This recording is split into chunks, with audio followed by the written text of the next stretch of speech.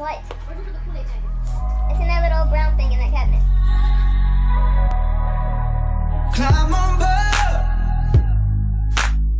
Hey guys, welcome back to my channel, and as you guys can tell from the title of this video, this story is so crazy. And yes, it actually happened to me. It literally happened to me.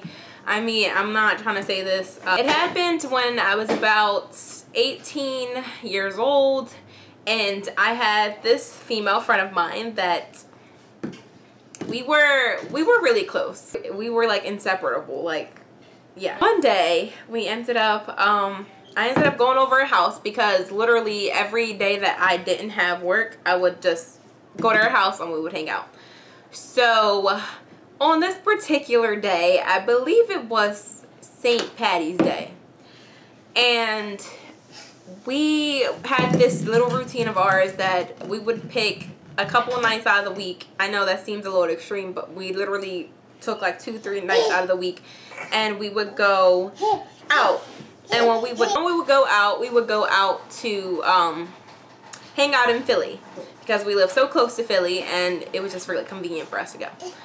So we would walk. We would wait till like about, I'd say maybe like 10-ish, and we would walk from her house to the train station to go take the train to Philly. So we would walk down there like casually every night, you know, typical shit that happens in the city, whatever. And so by the time that we would actually get to the train station, it'd be a little over 10:30, and it was really dark outside. It was the winter time, and you know, it was fucking freezing. I hate the winter, but whatever.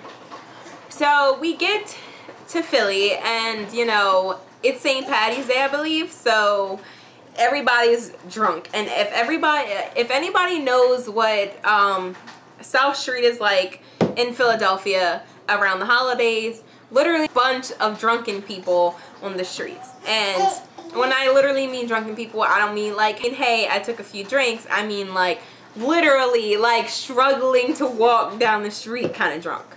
So at this point, we completely forgot it was St. Patty's Day because she's Hispanic and I'm Hispanic and black, and we don't really watch the news either, so whatever.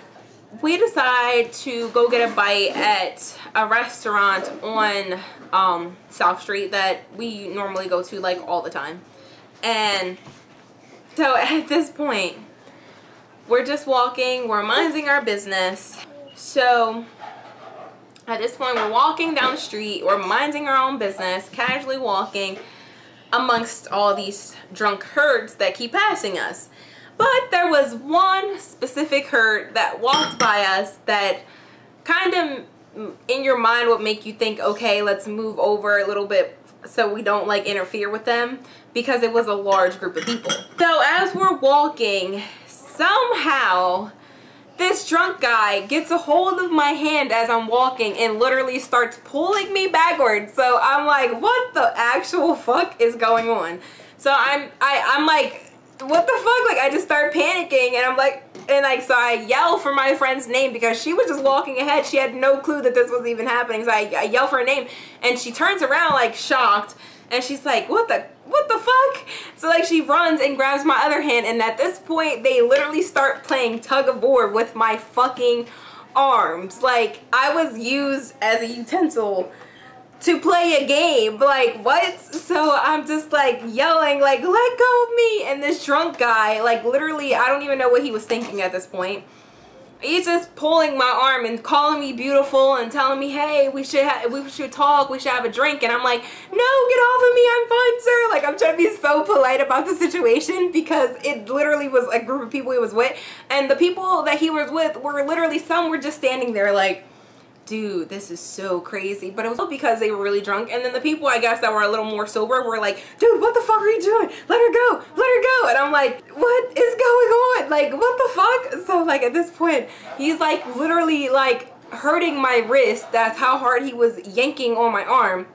And my friend is just really small, really short, really petite, And obviously she can't play tug of war with a grown-ass man. So at one point she like falls back on her ass and I literally fall on top of this guy like shit. Like I didn't fall on top of him in like that romantic kind of way. Like I literally looked like, I don't even know, like a fucking flamingo knocking over another flamingo. Like it was so awkward. I jump up and I'm like, what the fuck? And then like he's like just saying all these like slurred, drunken, like, oh, I love you. Like he didn't even fucking know me. Like how do you love somebody you don't even know?